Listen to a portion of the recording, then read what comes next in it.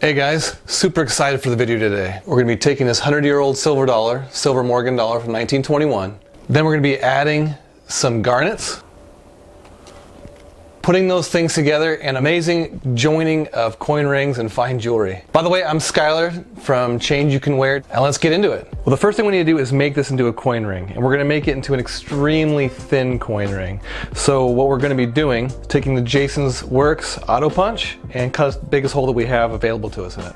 That'll be a good start. By the way, all the coin ring tools you're going to see me use comes from a website called jasons.works. That's all he does is make coin rings and coin ring tools mainly. I'll leave a link in the description box below for those tools for you guys if you're interested in getting into it. All right, let's take this auto punch out and cut a centered hole.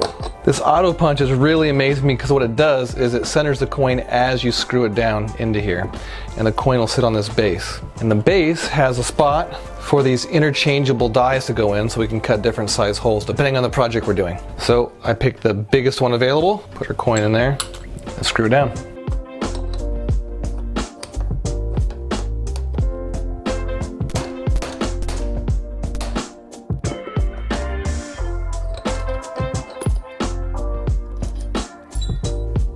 It's a good start.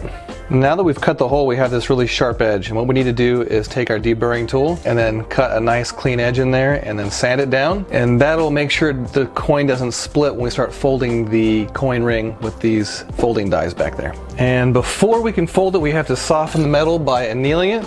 And unlike steel and other ferrous metals that have iron in them, when we're done annealing it with the torch, we're going to quench it in water. And silver, gold, precious metals do not harden like steel does whenever you quench them.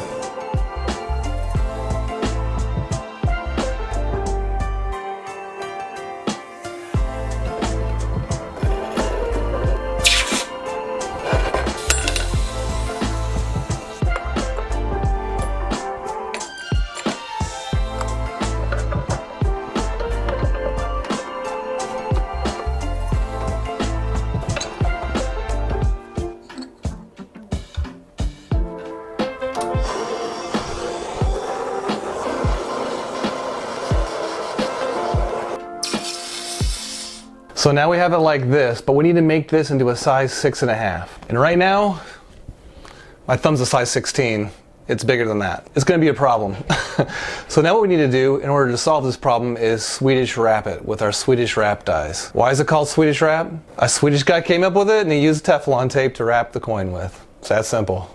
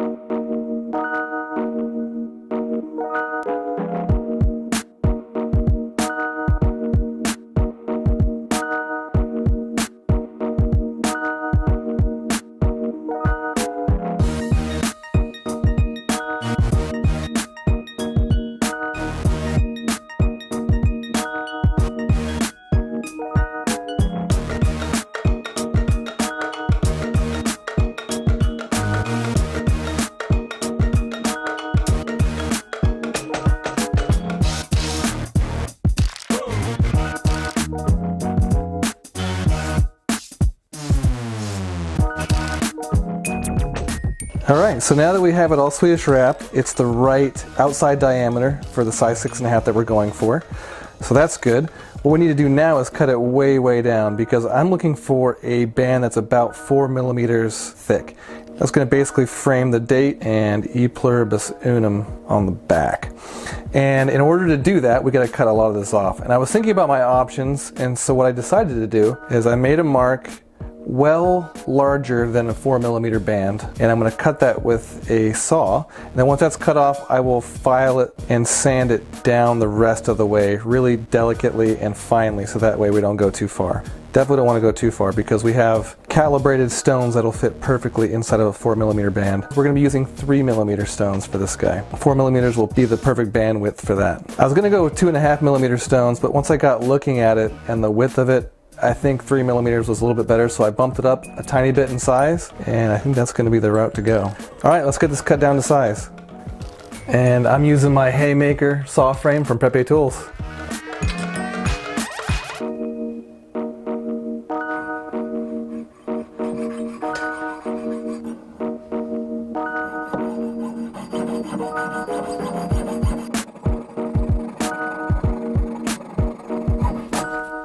All right, now that we have it like that, we're going to probably cut this side down first and then get this side right to the 4mm mark. And we're going to do that with files and sandpaper.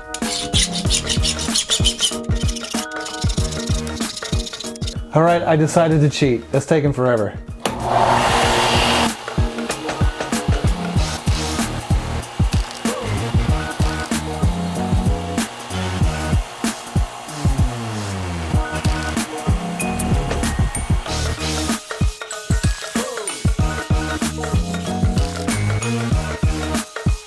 All right, we've got it down to this now. That is so cool. And it's 4.05mm thick. So we're exactly pretty much where we need to be as far as width for the date and for E pluribus unum to be preserved perfectly. And the stones will fit perfectly too. But the one thing that's not perfect is the thickness of it. So right now it's smaller than the size we need, but once we make the band 2mm thick, because 2mm thick is about what we need for those stones, so that way the culettes don't stick out the back. And once we cut it down to exactly 2mm, we're going to be right on target, ready to start setting stones. And the way we're going to cut that down and make sure it's measured perfectly, get our millimeter gauge, set it to 2mm, and lock it down, and just mark the side of the band with it. All right, that's all perfectly marked. So now what we'll do is take our sanding drum on our Dremel, or on my Fordham, you could use a Dremel, and we'll get this thing up to size.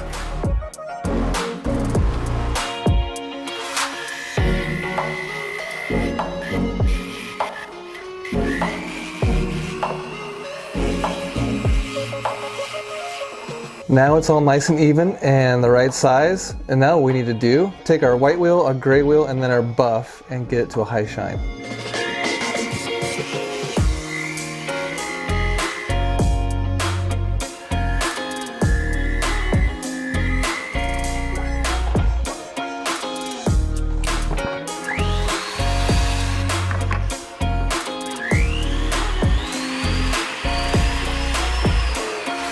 That thing is looking really good. All right, time to start setting some stones. Okay, so our ring's all in our ball vise and ready to start setting stones. And I have all the stones I need in my tray right here sitting in my bench pan.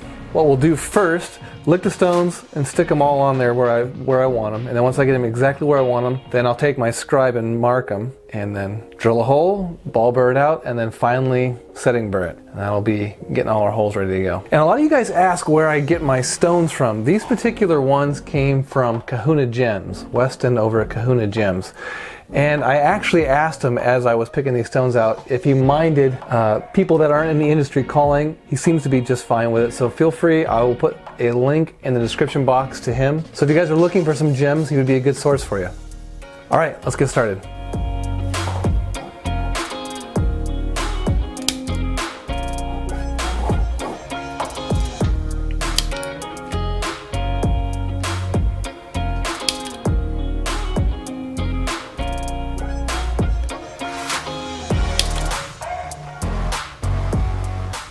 Now we'll drill some holes and start doing some ball burring.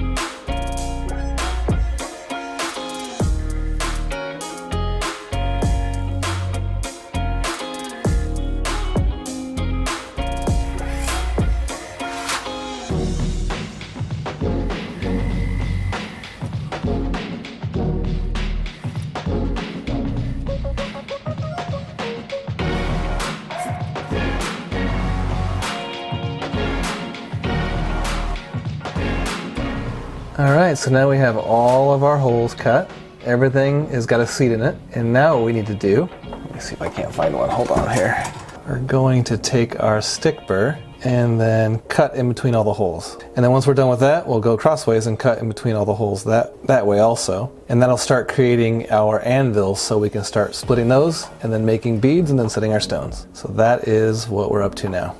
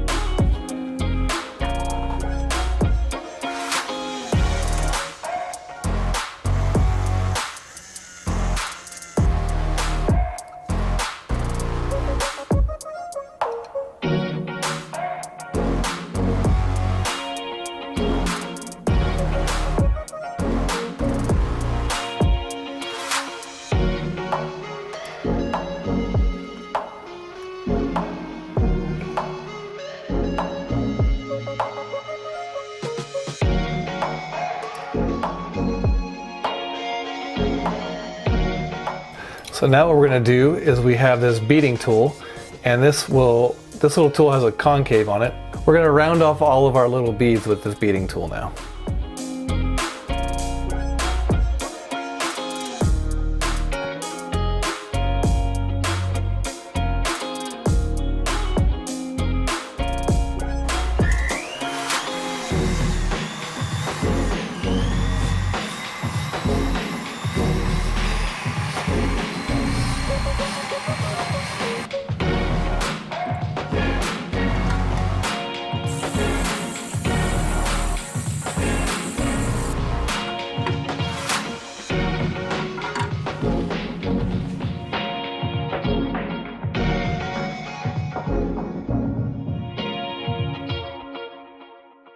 I have to say, that is one of the coolest Morgan dollar rings I have ever made, period. Maybe one of the coolest coin rings. I really, really enjoyed making that one. So if you guys enjoyed the video, make sure you give it a like. And if you haven't subscribed, make sure you do. Don't want to miss anything new that's coming out. All kinds of neat stuff's coming out here in the future. And make sure you check out my website, Changeyoucanwear.net, for all the rings and pendants and other jewelry that I make. All right, guys, thanks for watching all the way to the end of the video, and I'll catch you on the next one.